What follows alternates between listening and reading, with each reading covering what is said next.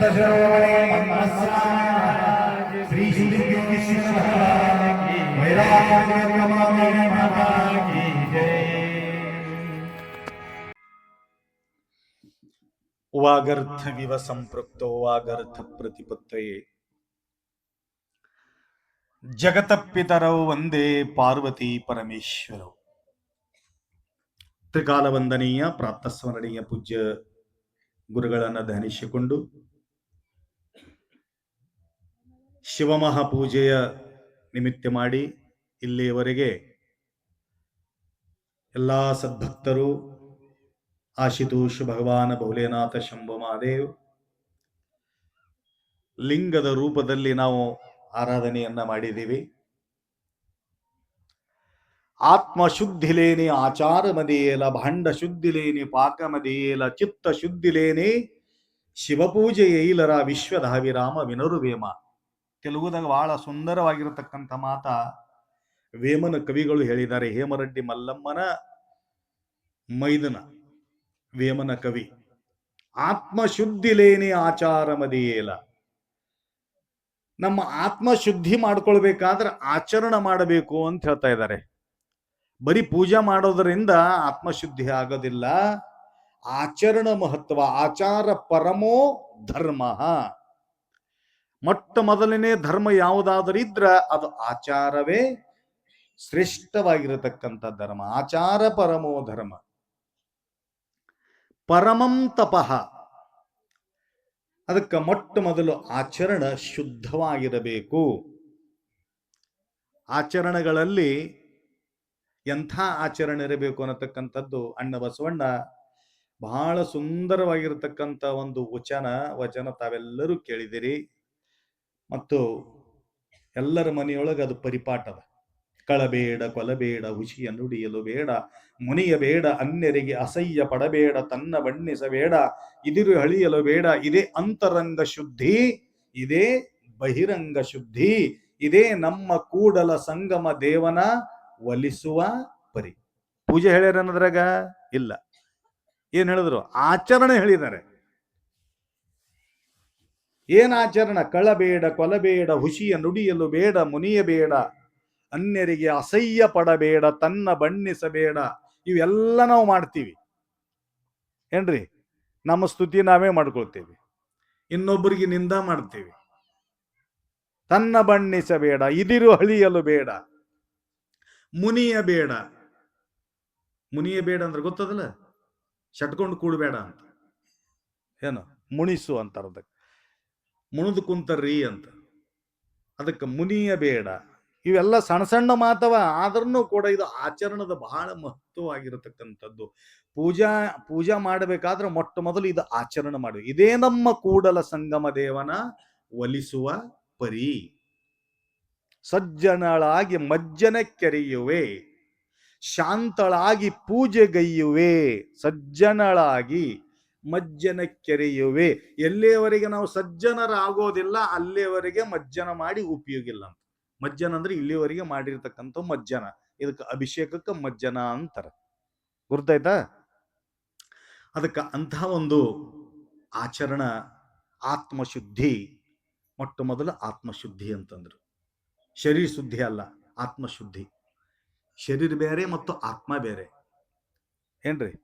ಇದೇನದ? Body present, mind absent. ಒಂದ್ ವೇಳೆ body ಇಲ್ಲಿ ಕುಂತಿತ್ತಂದ್ರೆ ನಿಮ್ಮದು ಬುದ್ಧಿ ಇಲ್ಲಿ ಕುಳಿತಿದ್ದಿಲ್ಲ ಅಂದ್ರೆ ಏನದು ಉಪಯೋಗ ಇಲ್ಲ.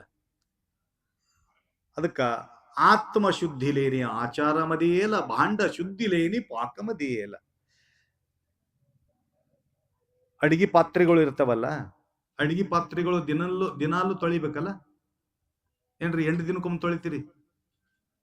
ಅವ್ರು ಅಡಿಗೆ ಮಾಡಿರ್ತಾರ, ಸಾಯಂಕಾಲ ತನ ಅಡಿಗೆ ಎಲ್ಲ ಇದು ವ್ಯವಸ್ಥಿತ ಆದ ನಂತರ ಮತ್ತೊಬ್ಬರು ತೊಳೆಯೋರು ಬರ್ತಾರ. ಅದಕ್ಕೆ ಸ್ವಚ್ಛ ಮಾಡೋರು ಬ್ಯಾರೆ, ಅಡಿಗೆ ಮಾಡೋರು ಬ್ಯಾರೆ. ಅವು ಎಲ್ಲಿಯವರೆಗೆ ಆ ಭಾಂಡಗಳು ಶುದ್ಧಿ ಆಗೋದಿಲ್ಲ ಅಲ್ಲಿಯವರೆಗೆ ಅದು ಸುಂದರವಾಗಿರತಕ್ಕಂಥ ಪಾಕ ತಯಾರಾಗೋದಿಲ್ಲ. ಒಂದ್ ವೇಳೆ ಕಚ್ಚಾದ ಪಕ್ಕ ನೀವು ಒಂದ್ ವೇಳೆ ತೊಳೆದ್ರಿ ಅಂತಂದ್ರ ಅದು 1-2 ತಾಸಿಂದಾಗ ಅದು ಏನಾಗ್ತದಪ್ಪ ಅಂತಂದ್ರ ಏನಾಗ್ತದ? ಏನಂತಾರ ಅದಕ್ಕೆ? ಹಳಸ್ತದ ಅಂತಾರ. ಕೆಟ್ಟ ಹೋಗಿಬಿಡ್ತದ ಅದು. ಅದಕ್ಕೆ ಎಷ್ಟು ಶುದ್ಧ ಇರ್ತದ. ನೀವು ಹಾಲಿನ ಪಾತ್ರೆ ನೋಡ್ರಿ, ಒಂದ್ ಸ್ವಲ್ಪ ಬಿ ಅದ್ರೊಳಗೆ ಏನು ಗಡಬಡ ಆಯ್ತು ಅಂತಂದ್ರ ಹಾಲು ಕೆಟ್ಟು ಹೋಗ್ಬಿಡ್ತಾವ. ಅದಕ್ಕೆ ಶುದ್ಧಿ ಬೇಕು. ಇದೊಂದು ಪಾತ್ರೆ ಅದ. ಇದು ಶರೀರ ಅನ್ನತಕ್ಕದೊಂದು ಪಾತ್ರೆ. ಇದು ಕೂಡ ಶುದ್ಧವಾಗಿರ್ಬೇಕಾದ್ರ ಒಳಗಿನ ಭಾಂಡೆ ಹೊರಗೆ ತೊಳೆದು ಏನು ಉಪಯೋಗ ಅದ? ಹೆಂಡದ ಮಡಿಕೆ ಹೊರಗಣ ತೊಳೆದಂತೆ ಕೂಡಲ ಸಂಗಮ ದೇವ ಅಂದ್ರು. ಹೆಂಡದ ಮಡಿಕೆ ಹೊರಗೆ ತೊಳಿತಾರಂತ, ಒಳಗೆ ತೊಳೆದ್ರ ಅದು ಸ್ವಚ್ಛ ಐತಂದ್ರ ಅದು ಏನಂತಾರ, ಅದು ಶಿಂದಿ ಸ್ವಚ್ಛ ಇರ್ಬೇಕಾದ್ರೆ ಗಲೀಜ್ ಬಹಳ ಇರ್ಬೇಕಂತ. ಏನ್ರಿ, ಅಡಿಗೆ ಸ್ವಚ್ಛ ಇರ್ಬೇಕಾದ್ರೆ ಬಹಳ ಸ್ವಚ್ಛ ಇರ್ಬೇಕಾಗ್ತದ. ಅದು ಒಳಗೆ ತೊಳಿಬೇಕಾಗ್ತದ. ಹೊರಗೆ ನೀವು ತೊಳಿರಿ ಬಿಡ್ರಿ, ಪರಂತು ಒಳಗಡೆ ಮಾತ್ರ ಬಹಳ ಕ್ಲಿಯರ್. ಹಂಗ ಒಳಗ ಬಹಳ ಶುದ್ಧಿ ಬೇಕು. ಹಂಗ ಹೇಳ್ತಾರೆ ಅವರು, ಭಾಂಡ ಶುದ್ಧಿ ಲೇನಿ ಪಾಕಮದಿಯೇಲ, ಚಿತ್ತ ಶುದ್ಧಿ ಲೇನಿ. ಏನ್ರಿ, ಚಿತ್ತ, ಮನಸ್ಸು, ಬುದ್ಧಿ, ಚಿತ್ತ, ಅಹಂಕಾರ, ಆತ್ಮ, ಇವು ಅಂತಃಕರಣಗಳು. ಮನ, ಬುದ್ಧಿ, ಚಿತ್ತ ಇವು ಕ್ಲಿಯರ್ ಇರಬೇಕಂತ. ಮನಸ್ಸು ಸ್ವಚ್ಛ ಇರಬೇಕು, ಚಿತ್ತ ಸ್ವಚ್ಛ ಇರಬೇಕು, ಬುದ್ಧಿ ಸ್ವಚ್ಛ ಇರಬೇಕು, ಅಹಂಕಾರ ನಿರಸನನಾಗಿರಬೇಕು. ಇವು ಆತ್ಮದ ಒಂದು ಆವರಣಗಳು. ಇವು ಆ ಶುದ್ಧಿಗಾಗಿ ಇಲ್ಲಿಯವರೆಗೆ ನೀವೇನ್ ಮಾಡಿದಿರಿ? ಏನ್ ಮಾಡಿರಿ? ಶಿವಪೂಜೆ ಇಲ್ಲರ, ಶಿವನ ಆರಾಧನೆಯನ್ನ ಮಾಡಿದಿರಿ. ಅದಕ್ಕೆ ಅಂತಃಕರಣ ಪವಿತ್ರ ಆಯ್ತು ಅಂತಂದ್ರ ಜನ್ಮ ಸಾರ್ಥಕತೆ ಆಯ್ತು. ಅದಕ್ಕೆ ಅಂಥ ಒಂದು ಜನ್ಮ ಸಾರ್ಥಕತೆಯನ್ನ ಮಾಡ್ಕೋದಕ್ಕಾಗಿ ಎಲ್ಲ ಶರಣರು, ಮಹಾತ್ಮರು, ಸಂತರು ಏನು ಮಾಡಿದ್ರು? ಋಷಿಮುನಿ ಯೋಗಿಗಳು ಶಿವನನ ಮೊರೆ ಹೋದರು. ಆ ರೀತಿಯಾಗಿ ನೋಡ್ರಿ, ಈಗ ಸಣ್ಣ ಕೂಸನ್ನ ಫಸ್ಟ್ ನೋಡುದು ಇಷ್ಟು ಸಮಾಧಾನದಿಂದ ಕುಂತು ಪೂಜಾ ಮಾಡಂತ ಸಣ್ಣ ವಯಸ್ಸಿನ ಹುಡುಗಿ, ಏನ್ ಹೆಸರೇ?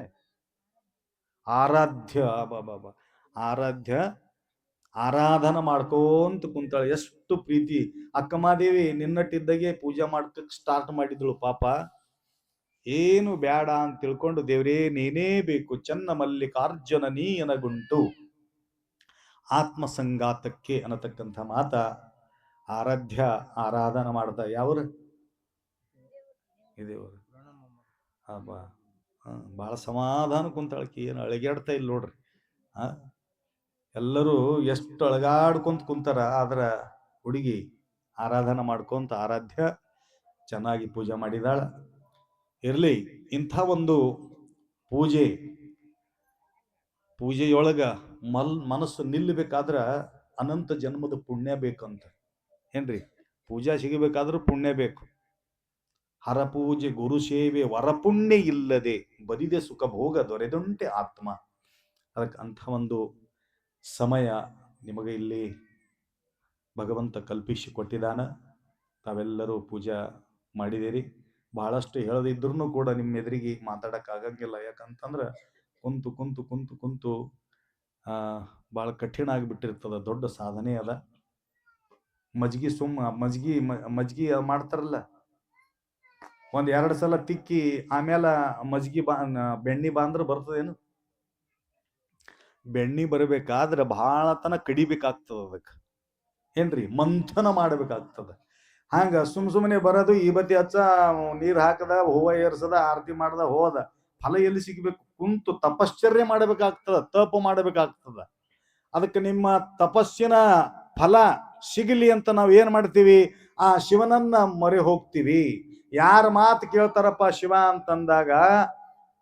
ಯಾರ ಮಾತು ಕೇಳ್ತಾರ? ಗುರುವಿನ ಮಾತು ಕೇಳ್ತಾರಂತ, ಸಂತರ ಮಹತ್ತು ಕೇಳ್ತಾರ.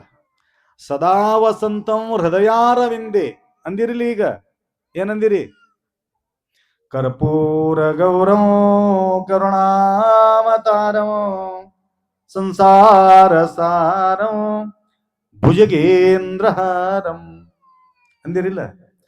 ಸದಾ ವಸಂತಂ ಹೃದಯಾರವಿಂದೇ ಭವಂ ಭವಾಮಿ ಸಹಿತಂ ನಮಾಮಿ. ಎಲ್ಲೇನ ಶಿವ? ಸಂತರೋ ಮಹಾತ್ಮರೋ ಶರಣರ ಹೃದಯದಲ್ಲಿ ನಾನು ವಾಸನಾಗಿದ್ದೇನೆ. ಶರಣರ ಹೃದಯ ಮಂದಿರ ಶರಣನ ಹೃದಯವೇ ಶಿವನ ವಾಸಸ್ಥಾನ. ಕೂಡಲ ಸಂಗಮ ದೇವನ ಅರಿವಡೆ ಶರಣರ ಸಂಘವೇ ಮೊದಲು. ಅದಕ್ಕ ನಿಮ್ಮ ಹೃದಯ ಮಂದಿರದೊಳಗ ಭಗವಂತ ವಾಸ ಮಾಡ್ತಾನ ಅಂತ. ಅದಕ್ಕೆ ಅಂಥವ್ರು ಮಾತ ಭಗವಂತ ಕೇಳ್ತಾನ. ಏನ್ರಿ, ಕಲೆಕ್ಟರ್ಗೆ ಭೇಟಿ ಆಗಬೇಕಾದ್ರೂ ಕೂಡ ಮೊಟ್ಟ ಮೊದಲು ಯಾರು ಅಲ್ಲಿ ಪ್ಯೂನರಲ್ಲ ನಿಂತವ್ರು, ಅವ್ರಿಗೆ ಹೋಗಿ ಭೇಟಿ ಆದ್ಮೇಲೆ ಅವ ಹೋಗಿ ಕೇಳಿದ ನಂತರನೇ ಕಿಂತವ್ರು ಬಂದರ್ರಿ ಹ್ಯಾಂಗ್ ಮಾಡ್ಬೇಕ್ರಿ ಅಂತಂದ್ರ ಇವನ್ ಕಿಸ್ದಾಗ ಹಾಕ್ಬೇಕಾಗ್ತದ ಥೋಡೆ, ಕಲೆಕ್ಟರ್ ಕಿಸ್ದಾಗ. ನಿಮ್ಗೆ ಹೇಳಕತ್ತಿಲ್ಲ ಲೀಡ್ರಿ ಅಂತ ದಕ್ಷಿಣ ಆ ಮಾತು ಬೇರೆ. ಪರಂತು ಅಲ್ಲಿ ಏನಾದರೂ ಅವನಿಗೆ ಗರಂ ಮಾಡಿದ್ರಿ ಅಂತಂದ್ರ ಅವ ಹೋಗಿ ತಾರೀಫ್ ಮಾಡಿ, ಇಲ್ರಿ ಸಾಬ್ರೆ ಅವ್ರು 7-8 ಸಲ ಬಂದು ಚಕ್ಕರ್ ಹೊಡೆದು ಹೋಗ್ಯಾರ, ಅದಕ್ಕೆ ಅವ್ರಿಗೆ ಭೇಟಿ ಆಗ್ಬೇಕಾಗ್ತದ. ಒಂದೇ ಸಲ ಬಂದನವ ಅಂದ್ರೂ ಕೂಡ ಅವ ಹೇಳ್ತಾನ ಬಹಳ ಸಲ ಇದ್ರೆ ಬಂದು ಹೋಗಿ. ಅವಾಗ ಕಲೆಕ್ಟರ್ ಪ್ರಸನ್ನನಾಗಿ ಕರಿಯಪ್ಪ ಅಂತಾನ. ಹಂಗ ಗುರುಗಳು, ಮಹಾತ್ಮರು, ಸಂತರು, ಶರಣರು ಆ ಶಿವನ ಮಾರ್ಗವನ್ನ ತೋರಿಸತಕ್ಕಂಥವ್ರು. ಶಿವಪಥವನ್ನು ಅರಿವಡೆ ಗುರುಪಥವೇ ಮೊದಲು ಅನ್ನುವ ಹಾಗೆ ತಾವೆಲ್ಲರೂ ಸೇವಾ ಸಲ್ಲಿಸಿದಿರಿ. ನಿಮ್ಮೆಲ್ಲರ ಮನಸ್ಸಿನ ಮನೋಕಾಮನೆಗಳು ಪೂರ್ಣವಾಗಲಿ. ನಮ್ಮ ಲಕ್ಷ್ಮಣರಾವ್ ಉಳ್ಳಗಡ್ಡೆ ಲೆಕ್ಚರರ್ ಇದ್ದಾರೆ, ಅವರು ಉದಗೀರ್ ಹವಿಗಿ ಸ್ವಾಮಿ ಕಾಲೇಜ್. 3.5 ಲಕ್ಷ ರೂಪಾಯಿ ಅವರಿಗೆ ಪಗಾರದ ತಿಂಗಳಿಗೆ. ಏನ್ರಿ, ಎಲ್ಲ ಬಿಟ್ಟು ಬಂದು ಇಲ್ಲಿ ಸೇವೆ ಸಲ್ಲಿಸ್ತಾ ಇದ್ದಾರ. ಅವ್ರಿಗೇನೋ ಒಂದು ಕಾತರ ಅವ್ರ ಜೀವನದಲ್ಲಿ ಆದಾಗ ನಮ್ಮ ಸಂಪರ್ಕ ಮಾಡಿ ನಮ್ಮ ಸಾನ್ನಿಧ್ಯ ಸೇರಿದ್ರು. ಅವರ ಮನಸ್ಸಿನ ಮನೋಕಾಮನೆಗಳು ಪೂರ್ಣ ಆದವು. ಅದೇ ರೀತಿಯಾಗಿ ಅವರ ಸೇವೆ ಭಗವಂತ ಆದಷ್ಟು ಬೇಗ ಫಲ ಕೊಟ್ಟ. ನೌಕರಿ ಡ್ಯೂಟಿ ಬಂದ್ರೂ ಕೂಡ ಒಂದು ಗುರುವಿನ ಸೇವೆ ನಾ ಸಲ್ಲಿಸಬೇಕು ಅನ್ನತಕ್ಕಂಥ ಉದ್ದೇಶದಿಂದ ಇಲ್ಲಿಯವರೆಗೆ 30 ಪುಸ್ತಕಗಳು ಬರೆದಿದ್ದಾರೆ. ಅವರು ಡಾಕ್ಟರ್ ಇದ್ದಾರೆ, ಡಾಕ್ಟರ್ ಲಕ್ಷ್ಮಣರಾವ್ಜಿ ಉಳ್ಳಾಗಡ್ಡೆ ಅಂತ ಹೇಳಿ. ಮತ್ತು ಇವಾಗ ಒಂದು ಸಂಕಲ್ಪ ಮಾಡಿದ್ರು. ಪೂಜ್ಯ ಅಪ್ಪಾಜಿಯವರು ಎಲ್ಲಾ ಕಡೆ ತಿರುಗಾಡಿ ಆಂಧ್ರ, ಮಹಾರಾಷ್ಟ್ರ, ಕರ್ನಾಟಕ ಮತ್ತು ತೆಲಂಗಾಣ 4 ರಾಜ್ಯಗಳಲ್ಲಿ ಓಡಾಡಿ ಸೇವೆ ಸಲ್ಲಿಸ್ತಾ ಇದ್ದಾರೆ ಅನ್ನತಕ್ಕಂಥ ಒಂದು ವಿಚಾರದಿಂದ ಒಂದು ಗ್ರಂಥ ತಯಾರು ಮಾಡ್ತಾ ಇದ್ದಾರೆ. ಆ ಗ್ರಂಥದಲ್ಲಿ ಎಲ್ಲೆಲ್ಲಿ ನಾವು ಹೋಗಿದ್ದೀವಿ, ನಾವು ಎಲ್ಲೆಲ್ಲಿ ತಿರುಗಾಡಿದ್ದೀವಿ, ಎಲ್ಲ ಕಡೆ ತಿರುಗಾಡಿ ನಿರೀಕ್ಷಣೆ ಮಾಡಿ, ಮತ್ತು ಊರಾಗನು ಹೋಗಿ ಬಂದಿದ್ದಾರೆ. ಈಗ ಹೋಗಿ ನಮ್ಮ ಮನೆ ಬಿ ಫೋಟೋ ತಗೊಂಡ್ರಂತ, ಮನೆ ಫೋಟೋ ತಗೊಂಡ್ರ ಮತ್ತು ಗುಡಿ ಫೋಟೋ ತಗೊಂಡ್ರ, ಮತ್ತು ಅಲ್ಲಿ ಬಸವಣ್ಣನ ಬಲ್ಲಿ ಹೋಗಿ ಪತ್ರಿ ಗಿಡದ ಫೋಟೋ ತಗೊಂಡ್ರ. ಅಲ್ಲಿ ಹೋಗಿ ಪತ್ರಿ ಕಿಡಿತಿದ್ದೇವಲ್ಲ ನಾವು ನಸಕನಾಗ 4 ಗಂಟೆ. ನೋಡ್ರಿ, ನಿಮ್ಗೆ ಹೇಳ್ತೀನಿ, ಯಾರು ಈ ಕಾರ್ಯಕ್ರಮದಲ್ಲಿ ಹೂವ ಪತ್ರಿ ತಂದು ಕೊಟ್ಟರು ಕೂಡ ಅವರಿಗೆ ಅರ್ಧ ಪುಣ್ಯ ಹೋಗ್ತದಂತ. ಪತ್ರಿ ತಂದವರಿಗೆ ದರ್ಶನಂ ಬಿಲ್ವ ವೃಕ್ಷಸ್ಯ ಸ್ಪರ್ಶನಂ ಪಾಪನಾಶನಂ.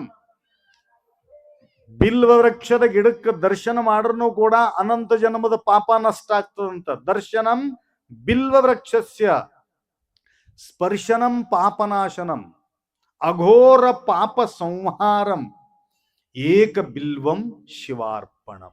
ನೋಡ್ರಿ, ಅಘೋರ ಪಾಪ, ಘೋರ ಘೋರ ಘೋರ ಘೋರತರೆಭ್ಯ ಅಂತ ಹೇಳಿ ಅಂದ್ರಲ್ಲಿ ಈಗ ಅವರು ಘೋರ ಘೋರವಾಗಿರತಕ್ಕಂಥ ಪಾಪ ನಷ್ಟ ಆಗಬೇಕಾದ್ರ ಶಿವನ ಆರಾಧನೆ ಬೇಕು. ಆ ರೀತಿಯಾಗಿ ಅನೇಕ ಭಕ್ತಾದಿಗಳು ನಮಗೆ ಪರಿಚಯನಿಲ್ಲ, ಆದ್ರೂ ಕೂಡ ರಾತ್ರಿ ಚಂದ ಹಾಡ್ತೀರಿ, ಯಾಕೆ ಮುಂಜಾನೆ ಗಡಬಡ ಮಾಡ್ತೀರಿ. ಅಮ್ಮವ್ರು ಭಜನಿ ಮಂಡಳ ಬಹಳ ಯಾರು ಇವ್ರು ಮೊಟ್ಟ ದೊಡ್ಡ ದೊಡ್ಡ ಕಾಲೇಜ್ಕ ಸ್ಕೂಲ್ಗೆ ಹೋಗಿ ಕಲ್ತವ್ರ ಅಲ್ಲಿ, ಇವರೆಲ್ಲ ಇಲ್ಲೇ ತಾಯಂದಿರು ಬಹಳ ಸುಂದರವಾಗಿರತಕ್ಕಂಥ ರಾತ್ರಿ 1 ತನ ಭಜನಿ ಮಾಡಿದ್ರು. ನೀವು ಭಜನಿ ಕೇಳ್ಕೋತ ಕೂಡ್ತೀವನ ಅಲ್ಲಿ ಒಳಗ, ನೀವು ಅಂತಿರ್ಬೇಕು ನಿದ್ದೆ ಹೊಡೆದಿರ್ಬೇಕು ಅಪ್ಪವ್ರು ಅಂತ ಹೇಳಿ. ನಿಮಗೆ ಇಲ್ಲಿ ಚಹಾ ಕುಡ್ಲಿಕ್ಕೆ ಅಡಚಣೆ ಆಗ್ತದ, ನಿಮ್ಗೆ ಅಡ್ಡ ಬೀಳಕ್ಕೆ ಅಡಚಣೆ ಆಗ್ತದ, ಎದ್ದಕ್ಕೆ ಹೋಲಕ್ಕೆ ಅಡಚಣೆ ಆಗ್ತದ ಅಂತ ತಿಳ್ಕೊಂಡು ನಾವು ಒಳಗೆ ಹೋಗಿ ಕೊಡ್ತೀವಿ ಅಷ್ಟೇ, ನಿಮ್ ಸಲವಾಗಿ ಹೋಗೋದು. ಅದಕ್ಕೆ ಹಿರಿಮೇಳ ಕುಂದಿದವ್ರು ಕೂಡ ಎಲ್ಲ ತಾಯಂದಿರು ಬಂದು ಸೇವಾ ಸಲ್ಲಿಸಿದ್ರು. ಪ್ರತಿನಿತ್ಯ ಇಲ್ಲಿ ನಮ್ಮ ಶಾಂತಕುಮಾರ್ ಅವ್ರನ್ನು ಕೂಡ ರಾತ್ರಿ ಸೇವಾ ಸಲ್ಲಿಸಿ ಹೋಗಿದ್ದಾರೆ. ಇದೇ ರೀತಿಯಾಗಿ ಇನ್ನೊಂದು ಉಳಿದಂಥ ಕೆಲವು ದಿವಸ ತಾವೆಲ್ಲರೂ ಬಂದು ಸೇವಾ ಸಲ್ಲಿಸಬೇಕು. ಇವತ್ತು ನೀವೆಲ್ಲ ಪೂಜೆ ಕುಂತೀರಿ, ಮತ್ತು ನಾಳೆಗೆ ಬರ್ಬೇಕು ಅಥವಾ ಬರಬಾರ್ದು ಅಂತ ವಿಚಾರ ಮಾಡಬಾರ್ದು. ಅದಕ್ಕೆ ನಾಳಿಗೆ ಬಂದು ನೀವು ಪಕ್ಕದಾಗ ಕುಂತು ಇದು ನಿಮ್ಗೆ ಇದಾಗಿರ್ತದಲ್ಲ, ಪಕ್ಕದಾಗ ಕುಂತು ನೀವು ಪೂಜಾ ನೋಡಬಹುದು, ಆಲಿಸಬಹುದು. ಯಾರಿಗೆ ಕೇಳ್ತಾರ, ಯಾರು ನೋಡ್ತಾರ, ಯಾರು ನುಡಿತಾರ, ಎಲ್ಲರಿಗೂ ಈ ಸ್ಥಾನದೊಳಗ ಅವರ ಭಾಗ್ಯದಲ್ಲಿ ಆ ಪುಣ್ಯ ಪ್ರಾಪ್ತಿ ಆಗ್ತದ ಅನ್ನತಕ್ಕಂಥ ಮಾತನ್ನು ಹೇಳುತ್ತಾ 2 ಮಾತುಗಳನ್ನ ಮುಗಿಸ್ತೀವಿ. ಇವಾಗ ಗಡಬಡ್ ಮಾಡ್ಲಾರ್ದಂಗ ನಿನ್ನೆಪ್ಲೆ ಕೂಡ್ಬೇಕಾ ಬೇಡ?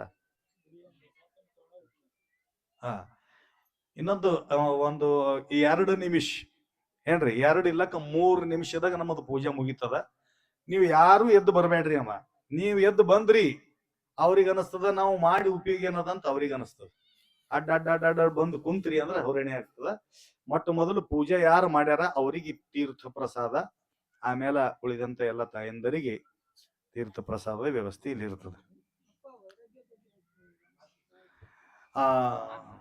ವೈರಾಗ್ಯ ಅಲ್ಲ, ಈಗ ಪ್ರವಚನ ಮಾಡ್ಬೇಕಾದ್ರೆ ಇನ್ನ ಸ್ವಲ್ಪ ಟೈಮ್ ಅದ. ನಾನು ನಿನ್ನ ಹೇಳಿದ್ದೀನಿ ಕರ್ಮದ ಬಗ್ಗೆ, ವೈರಾಗ್ಯದ ಬಗ್ಗೆ ಅಲ್ಲ. ಪುಣ್ಯ ಕರ್ಮ, ಪಾಪ ಕರ್ಮ ಮತ್ತು ಮಿಶ್ರಿತ ಕರ್ಮ ಮತ್ತು ನಿಷ್ಕಾಮ ಕರ್ಮ, ಇದ್ರ ಬಗ್ಗೆ ನಾಳೆ ಹೇಳೋಣ.